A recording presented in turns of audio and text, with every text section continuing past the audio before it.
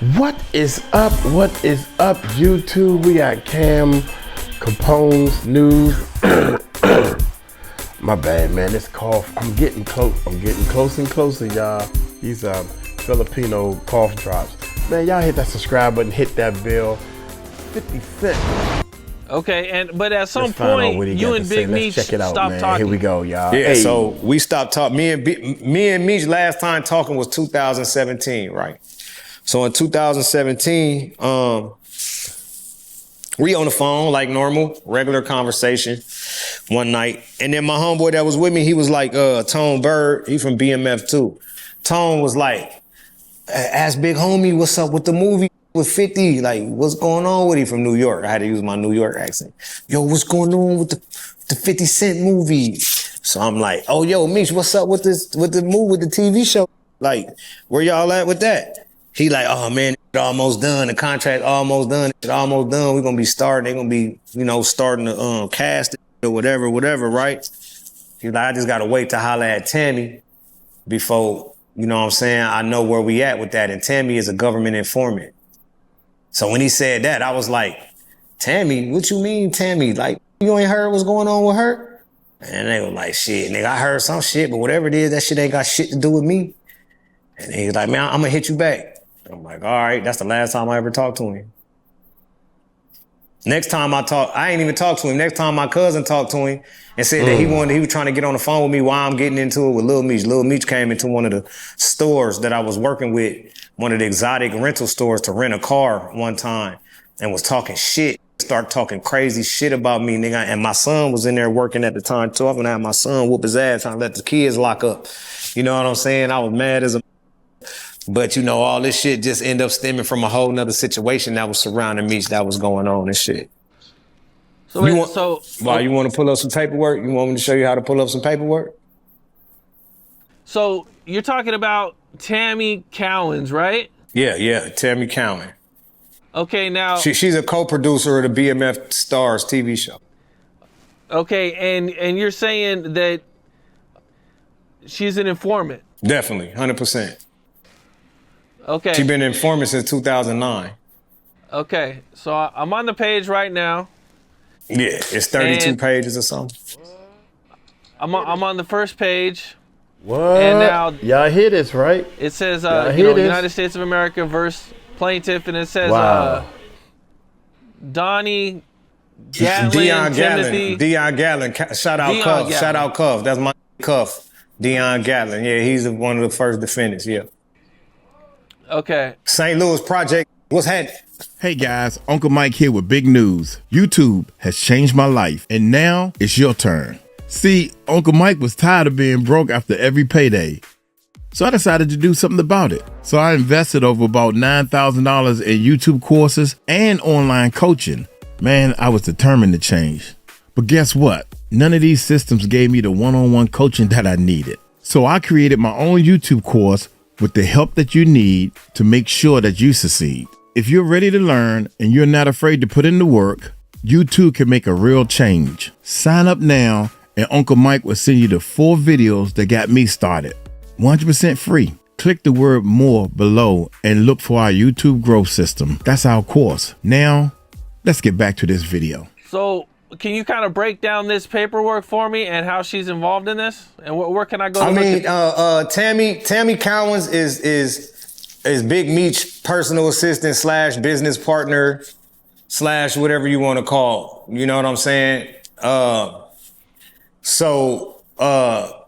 Basically, she became the owner of what Meech has as BMF Entertainment, his company from prison. His company, she became the owner of it in 2008. And in 2009, she became a government informant. In 2010, she did a case that was pertaining to a guy that Meech met in prison and one of Meech's homeboys of 26 years. Okay. Now, in this paperwork, it doesn't actually say her name. Right, yeah. You will have to it don't say her name. It say her name on paper on the cover sheet, her actual name. But this is a case, so they're not gonna be saying the witnesses' names in the case. They're gonna call them CS1 or CSOI or something like that, confidential source or whatever. It's confidential, bro. It's not public that, you know what I'm saying? The snitch on the case is not public. You feel me? Until maybe after the case and the people was put away in prison and they out of government hiding and all that shit, and then you get some paperwork and then you might see it. Outside of that, you got to be tapped in. You got to have that pacer.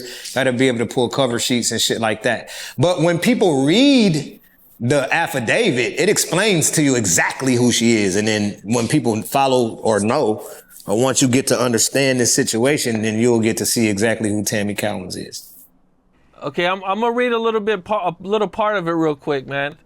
It says CS1's relationship with 𝗗𝗢𝗡𝗞𝗦, Suarez, and Gatling.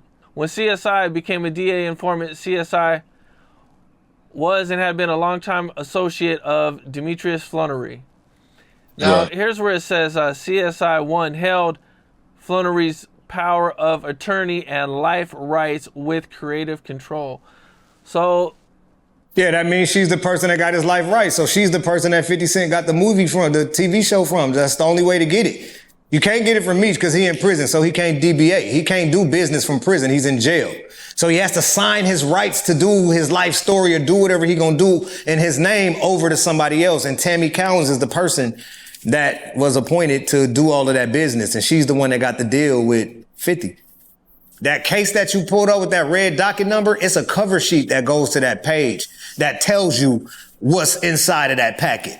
And it tells you all of the people, it tells you the defendants, it gives everybody, it gives the whole, it's a cover sheet. And the cover sheet it says the name of the actual informant, and it tells you hereinafter in this affidavit, this person will be named CSOI or COI or CI, however they name it.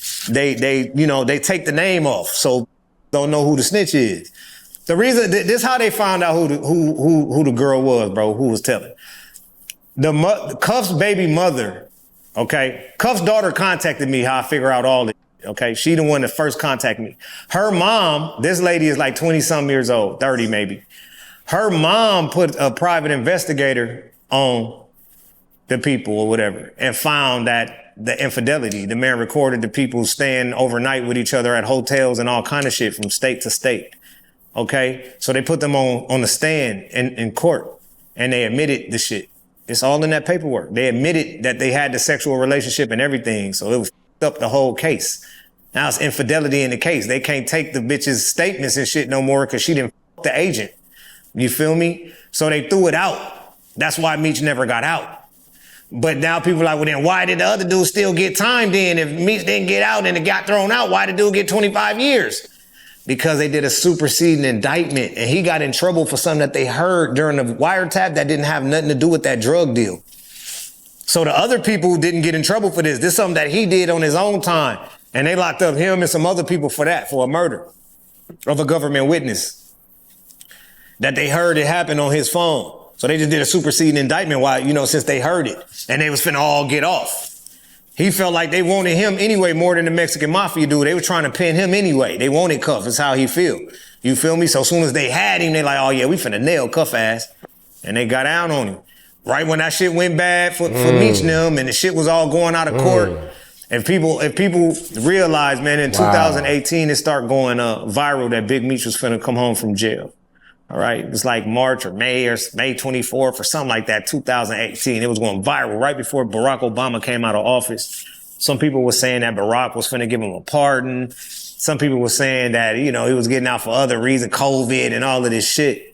But then he never got out and they just stopped saying it. It just went away from the internet.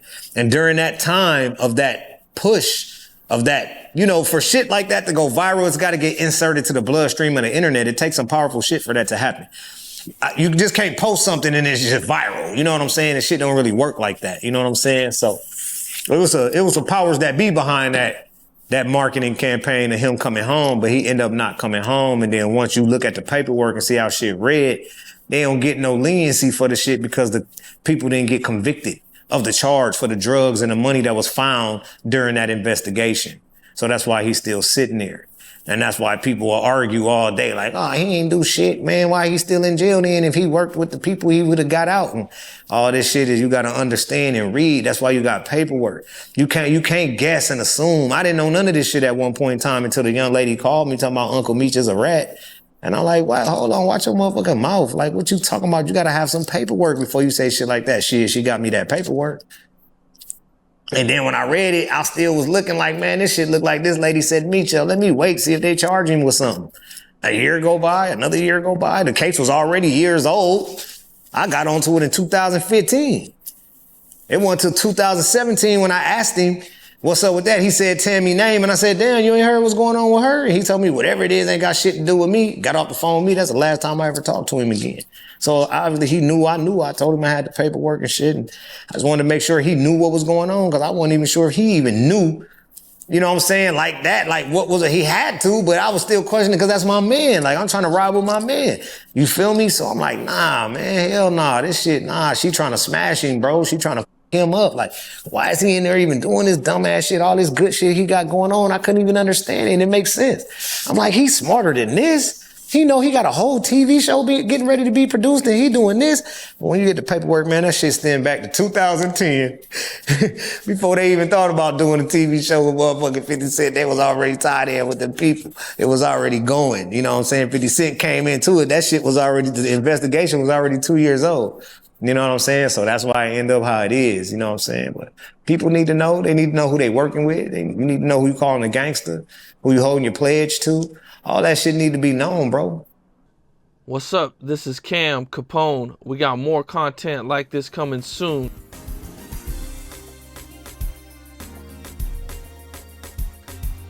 Man, y'all let me know in the comments, man. This is crazy. Golly, y'all hit that subscribe button, hit that bell. Let me know in the comments, man, your thought. Peace out. Uncle Mike is out.